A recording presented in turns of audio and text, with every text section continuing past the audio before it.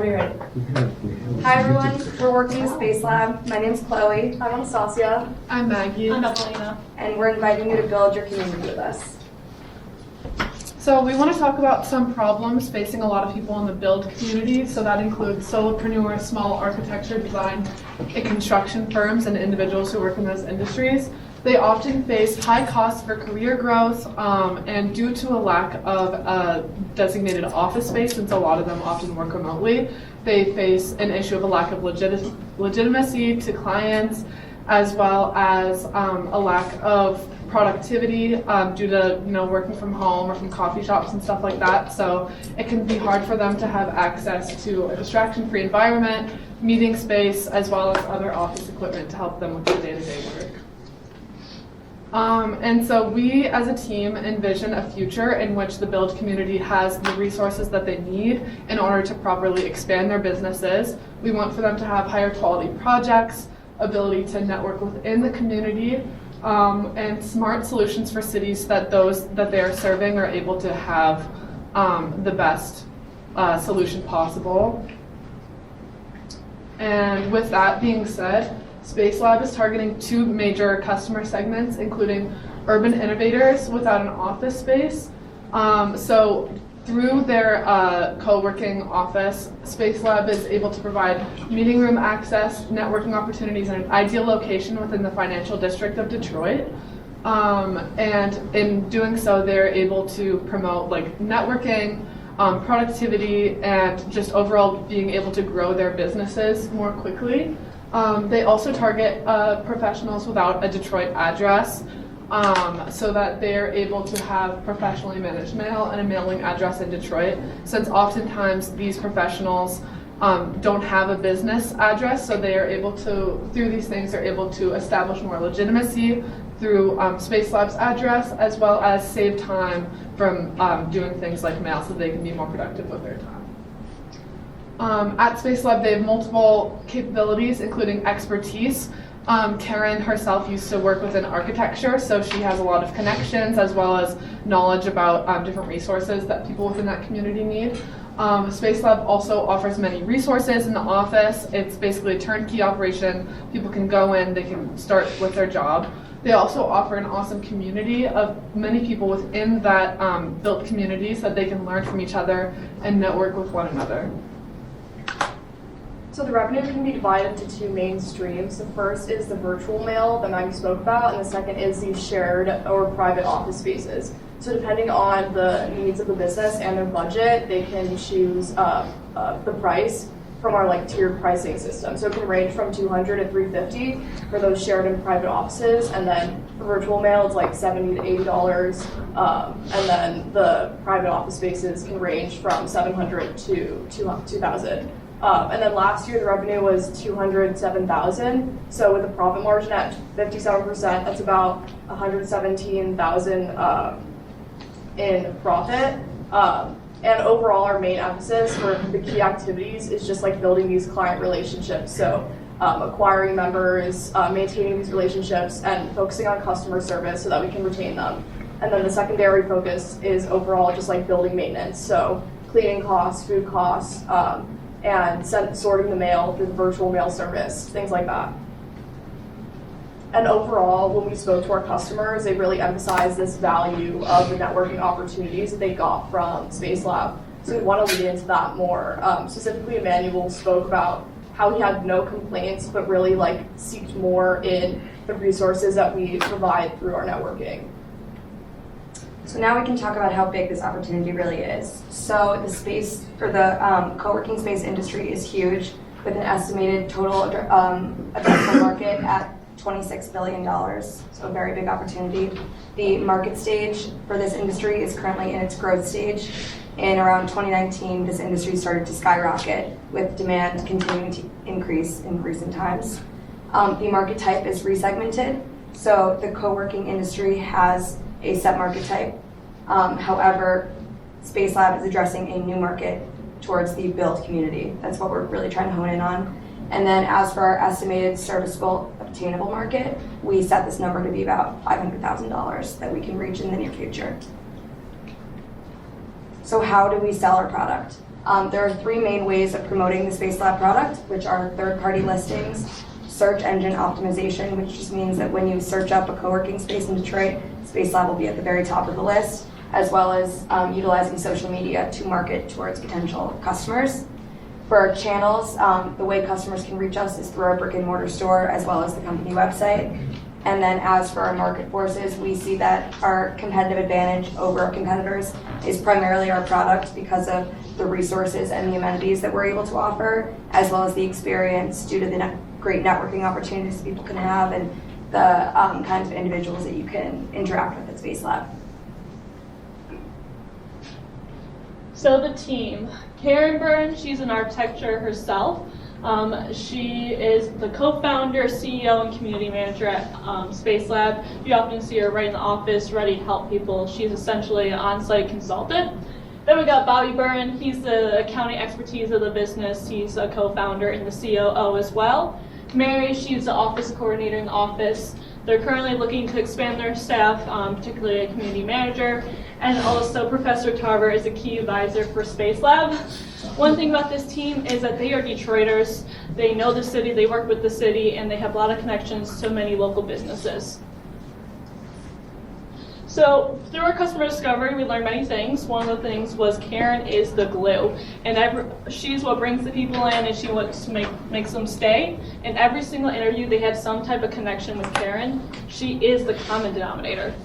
We were also able to validate our value proposition. Through this, we were able to confirm that SpaceLab members are able to legitimize and be seen as professionals through SpaceLab. One customer, Shay, she was able to actually grow her business 50% through her time at SpaceLab, and she even held workshops herself at SpaceLab. Then networking. There's never enough. The professionals are always eager for more events and more workshops. It's all about who you know and having access to the right resources in this industry. Lastly, we have the niche community sales members. Members are here, the innovators are attracted to the build community and all the resources that SpaceLab has to offer within it. They're always looking to speak to more people within the community and talk to more stakeholders. So our customer discoveries were impacted directly our recommendations. First, through our customer discovery, looking at revenue streams, costs, and talking to our UEPs, we learned that we need to increase revenue and that pricing has not been increased in several years. It's very imperative that a business is self-sufficient and sustainable, and right now the city WALS funding and the virtual office customers is a supplemental income, but we want the main business to be self-sufficient. We are proposing that we increase pricing and also offer more additional membership options. This flexibility will accommodate current members and also attract new existing. That brings us to our second of improved membership. Through learning about this business, we learned that it's not apparent to the public of the build community that SpaceLab has to offer. We're proposing that marketing is shift to expand on that and focus on all the resources it has to offer. Lastly, we want to tighten the community. We heard it from time to time again. The customers at SpaceLab, they want networking opportunities, and they want to continue to expand resources offered through SpaceLab. So overall, our next steps to increase revenue would be to increase pricing by 15% to account for inflation because it hasn't been changed since 2020. So that's our first step moving forward. And then next, to focus on marketing, we really think that the social media and the website should be tailored more to this build community that is our main customer base. And then, so by doing that, we want to provide discounts for current members for referrals, and then also have other opportunities for one-on-one consulting with Karen to improve membership overall. And then finally, these networking resources we think we should really lean into. So having 2 to 3 networking opportunities for members a month would really impact that. And then also having like a messaging forum where they can contact one another, and like a bulletin board where they can put business cards and find each other's contact information. Oh, wait. Wait, we missed Sorry. this So one of our You biggest. are out of time. Ooh, well, you can just take a look at it. SpaceLab for Artists is our Okay. second recommendation. Oh. First question, the word. You haven't mentioned it, you've not come up, but tell me how COVID affected SpaceLab. So SpaceLab, one thing that the virtual office customers were a critical piece during the pandemic. Coworkers didn't want to be socializing with others, so it was essential that the virtual office customers were a huge part of the income. But following up on that, but did SpaceLab look at, as more people are now using Zoom, even post-pandemic, did they look at reconfiguring the space, or did you consider suggesting that they reconfigure their space in any way to offer more private options? So their top floor is offered private offices, and they have options as businesses expand. SpaceLab can grow with those businesses, and they can go to a larger office. They also have meeting spaces that are private that they can host Zoom meetings. Are those private offices fully booked all the time? They currently have openings. But most of them are filled, I believe. That's the most popular option. So, Go ahead. I was just gonna say, one thing you mentioned that Karen is the glue, Yes. and that's a phenomenal position, a phenomenal person.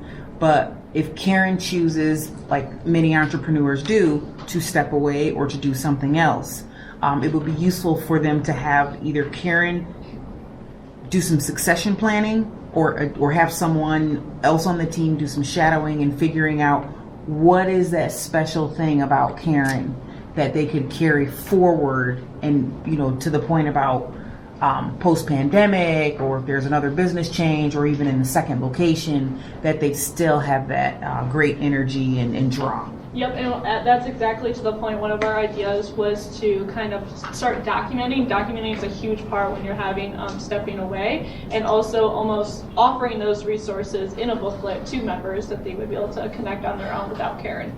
Yeah, that's why we also wanted to, like, if they're going to be expanding, first focus on Detroit, since Karen would be able to be present. And like, if they had a second location in Detroit, she'd be able to like kind of be at both. But you do make a good point about if she wants to step away from the business and kind of like have it be self-sufficient, then it is important for them to be able to still have her expertise around. Are you afraid at all about increased pricing by 15%? I know they haven't done it in a while, but probably didn't do it because of the impacts of COVID and macroeconomic conditions. But I just go, you want to increase pricing, also increase membership, perhaps by offering some unique additional motivators along the way. But have you looked at, okay, how price sensitive is this customer base, and are these additional incentives sufficient to keep and grow membership based on what you have? Just curious. Yeah, I think we are planning on, if there obviously is like a loss of customer base from the price increase, we feel as though like this would stabilize the revenue because we would still be making more, and then we would have more places for other customers to be able to acquire at that price. I feel like you could explain it Yeah, better. and maybe. then we were talking about with our current customers offering more flexible membership plans. That way our existing customer base will still be stabilized. And then if we do lose a little bit of percentage, we're increasing it enough that we'll still be increasing our revenue. Okay. Yeah, and also currently they are like a pretty inexpensive option as far as like competitors go, and so increasing them by like 15%, I think they still would be competitive to other people in that industry. Because you've offered this artist thing as a second view, is that because you believe that they've already captured the entire market for architects and those who are built adjacent, and so that's why they should expand to artists in a new location? We were more thinking of this as a studio space because there are so many creatives who use SpaceLab, and it came up multiple times in our customer discovery interviews that they kind of wanted more ways to showcase their creativity, and we thought that we could potentially open more office spaces with a potential first floor being like an art gallery. Even when I was at SpaceLab, they're talking about holding a fashion show, an art gallery, and even like, can we sell members' products? And they really don't have the space existing right now. But as she said, there are in that urban innovator space a lot of artistic creators. And they kind of go hand in hand. Yeah, and they'd also be able to like kind of use this to accentuate their other office, so that they could have more space to hold like you were saying, like art shows, like basically build the community together and like improve the membership that further and make everyone more into a tight-knit community. It's also like an effective networking strategy if we were to host galleries. And these one-on-one, I'm sorry if you all wanted to ask questions too. These one-on-one consults with Karen, are we thinking, would this be a new revenue stream that they'd be paid consults? Yeah, so Yeah. it would be a premium offered probably through their tiered pricing options. So it would be like a higher premium. Yeah, if they want to like meet with her like once a week or like whatever, it's like sort of a mentor. All right. Thank you all. Thank you.